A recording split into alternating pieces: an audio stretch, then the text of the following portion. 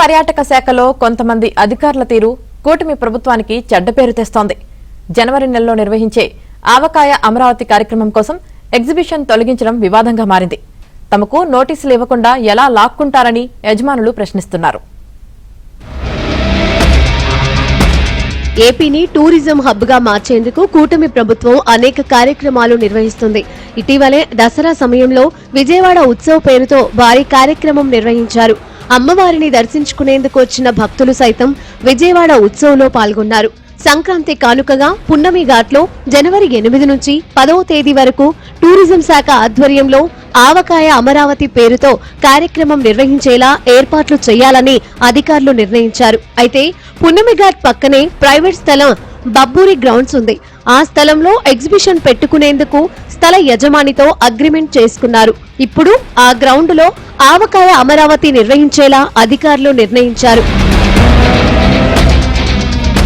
స్థల యజమానికి ఎలాంటి నోటీసులు ఇవ్వకుండా ఎగ్జిబిషన్ షెడ్లను తొలగించడం వివాదాస్పదంగా మారింది. భూమిని కాపాడుకోవడానికి కట్టుకున్న గోడలను కూల్చివేస్తున్నారని, రక్షణ కల్పించాల్సిన అధికారులు ఇలా చేస్తే ఏంటని స్థల యజమానులు ప్రశ్నిస్తున్నారు. పుష్కరాల సమయం నుంచి భూమిలిస్తూ ప్రభుత్వ కార్యక్రమాలకు సహకరిస్తున్నామని చెబుతున్నారు. ఆవకాయ అమరావతి పేరుతో తమ భూములు కావాలని ఎవరూ అడగలేదని, ఇప్పుడు ఏకపక్షంగా చేస్తున్నారని ఆవేదన వ్యక్తం చేస్తున్నారు.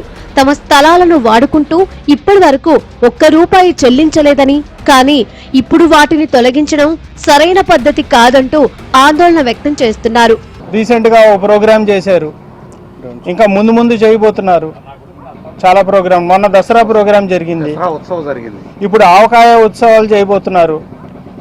కానీ ఇవన్నీ ప్రైవేట్ ల్యాండ్స్ కదా సార్, మీరు ఏమన్నా పే చేశారా ఎవరికైనా? ఒక్క ఓనర్కి ₹1 ఇచ్చినట్టు చూపించండి. వారి ఉత్సవాలు మొన్న జరిగినాయి. ఇప్పుడు 8 నుండి 10 వరకు టూరిజం డిపార్ట్మెంట్ పున్నమి ఘాట్లో చేయబోతుందని పేపర్ అడ్వర్టైజ్మెంట్ వచ్చింది. కానీ మరి ప్రైవేట్ ల్యాండ్స్లో ఇప్పుడు మీ సొంత ల్యాండ్స్లో ఎవరైనా వచ్చి ఇలాగే ప్రోగ్రామ్ చేస్తుంటే మీకు పర్మిషన్ ఇవ్వకపోతే వాడుకోవడానికి మీరంతా ఏం చేస్తారు? ప్రభుత్వం సదుద్దేశంతో చేపట్టే కార్యక్రమాలను వివాదంగా మార్చి కొంతమంది నోటికి అవకాశం ఇచ్చేలా అధికారుల తీరు ఉందంటూ టీడీపీ నేతలు ఆగ్రహం వ్యక్తం చేస్తున్నారు. ప్రభుత్వానికి మచ్చ తెచ్చేలా వ్యవహరిస్తున్న అధికారులను గుర్తించి చర్యలు తీసుకోవాలని కోరుతున్నారు.